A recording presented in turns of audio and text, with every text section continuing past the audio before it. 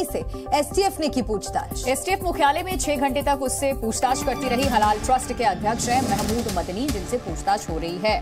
तो बड़ी जानकारी इस वक्त आपको दे दें, एसटीएफ की जो टीम है लखनऊ में इस वक्त महमूद मदनी से हलाल सर्टिफिकेट केस में पूछताछ कर रही है। इसको लेकर के जानकारी इकट्ठा की जा रही है। तो एसटीएफ मुख्यालय में 6 घंटे तक पूछताछ, ये खबरें इस वक्त सामने आ रही है। हलाल ट्रस्ट के अध्यक्ष से महमूद मदनी से ये पूछताछ हो रही है और हलाल फर्जीवाड़े पर एक्शन लेने की एसटीएफ की तैयारी। तो हलाल पर फंस गए मदनी कैसे, सवाल क्या है बताते हैं। जमीयत उलमाए हिंद हलाल ट्रस्ट कब बनी, ये वो सवाल है जो एसटीएफ की तरफ से पूछे जा रहे हैं। ट्रस्ट का रजिस्ट्रेशन कहां से कराया, और साथ ही ये भी पूछा जा रहा है कि ट्रस्ट का मुख्यालय और शाखाएं कहां हैं। यानी कि ट्रस्ट से जुड़े तमाम सवाल हैं जो इस पूरे मामले में मदनी से पूछे जा रहे हैं। हलाल सर्टिफिकेशन अब तक कितनी कंपनियों को दिया गया है, ये भी एक महत्वपूर्ण सवाल है जो इस पूरे मामले की तफ्तीश में पूछा गया और अहम है। सर्टिफिकेशन से पहले की प्रक्रिया क्या है।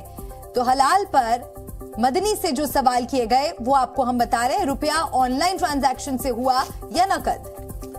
तो हलाल पर किस तरीके से मदनी से एसटीएफ ने सवाल जवाब किए, वो सवाल आपके सामने। कौन कौन से उत्पादों को सर्टिफिकेट दिया गया था हलाल का, इसके अलावा प्रोडक्ट्स की जांच के लिए कितनी लैब और कहां कहां पर बनाई गई हैं, और किन किन बैंकों में ट्रस्ट का खाता है। अगर आप इस तरीके की कोई भी कंपनी ऑर्गेनाइजेशन रन करते हैं तो इसके बारे में ये जानकारी देनी होती है। किन किन कंपनियों को अब तक सर्टिफिकेशन आपकी तरफ से दिया गया है, जो सर्टिफाइड कंपनियां हैं उनको उनका जो नाम है वो कहां पर लिस्टेड है। विवेक त्रिपाठी जुड़ चुके हैं इस खबर पे और ज्यादा जानकारी के साथ सीधे उनका हम रुख करते हैं।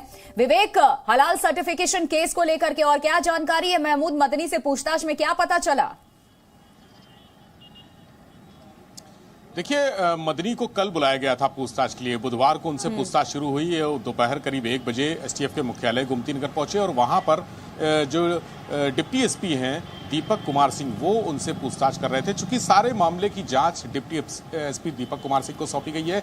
अमिताभ यश एडीजी जो लॉ एंड ऑर्डर हैं और एडीजी एसटीएफ भी है, उन्होंने भी कुछ सवाल मदनी से किए थे, उनसे बातचीत की थी। लेकिन मदनी अपने साथ 3 वकीलों को लेकर आए थे और वकीलों से भी पूछताछ हुई। पूरी पूछताछ ऑन कैमरा हुई है, उसकी रिकॉर्डिंग भी हुई है। उनसे पूछा गया कि ट्रस्ट के बारे में, ट्रस्ट की प्रक्रिया क्या है, जो हलाल सर्टिफिकेशन देने का प्रोसीजर होता है वो पूरा प्रोसीजर क्या है, और क्या वो खुद कंपनियों के पास जाते हैं या कंपनियां उनके पास आती हैं सर्टिफिकेशन के लिए, और ये सर्टिफिकेशन क्यों कराया जाता है, क्यों ज़रूरी है। तो उन्होंने एक एक सवालों का जवाब दिया। हालांकि जब उनसे बैंक अकाउंट्स की डिटेल मांगे गए तब वो किसी भी बैंक अकाउंट का डिटेल नहीं दे पाए। कहा गया कि अगली बार जब आपको बुलाया जाएगा, संभवतः आज भी वो पेश हो सकते हैं एसटीएफ के दफ्तर में, वहां हाजिर हो सकते हैं, और हो सकता है कि अगले कुछ दिनों में उनको बुलाया जाए, क्योंकि समय मांगा था उन्होंने कहा था कि जो बैंक खाते हैं उनका डिटेल्स निकालने के लिए, चूंकि एसटीएफ ने काफी पुरानी डिटेल्स मांगी हैं, 5 साल 6 साल 7 साल पुरानी डिटेल्स मांगी हैं, जिस तरह से उन्होंने जानकारियां दी कंपनियों के बारे में कि किन कंपनियों के किन किन प्रोडक्ट्स का उन्होंने अभी तक हलाल सर्टिफिकेशन जारी किया है। जब उसके बाद उनसे पूछा गया कि इन कंपनियों ने कितना पेमेंट किया है, इन्वेस्टिगेशन किस दिशा में बढ़ेगी, क्या आज फिर पेशी के लिए बुलाया जा सकता है महमूद मदनी को? बिल्कुल, अभी तक जो सूत्रों की बात है, एसटीएफ सूत्रों के हवाले से जानकारी आई है कि आज बुलाया जा सकता है। लेकिन आज उनको संपर्क किया गया था, लेकिन उन्होंने कहा कि जो बैंक की डिटेल्स हैं, तमाम बैंक खाते हैं ट्रस्ट के, तमाम अलग अलग जगहों पर है, तो अलग अलग जगहों के बैंक खातों से डिटेल निकलवाने में समय लगेगा। इसलिए उन्होंने कुछ समय मांगा है कि थोड़ा समय अगर मिल जाए तो सारी डिटेल लेकर वो आएंगे, क्योंकि बैंक की डिटेल कई साल की चाहिए होंगी, उसमें बहुत सारे पेपर्स निकलवाने होंगे बैंक से।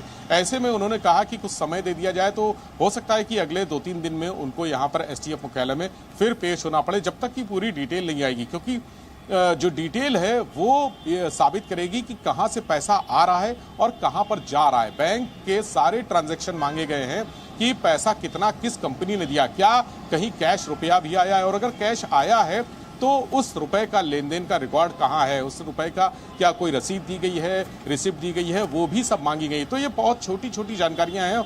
चूंकि इसमें टेरर फंडिंग का भी एक एंगल आ रहा था कि जो हलाल सर्टिफिकेशन जारी करने वाली कंपनियां हैं, ट्रस्ट है, संस्थाएं हैं, वो कहीं ना कहीं वहां से जो पैसा मिल रहा है, चूंकि ये सारी संस्थाएं इलीगल है, सरकारी संस्थाएं इस तरह के सर्टिफिकेशन जारी करती हैं, लेकिन किसी प्राइवेट संस्था या ट्रस्ट को कोई अधिकार नहीं है कि किसी प्रोडक्ट पर अपनी मोहर लगाए।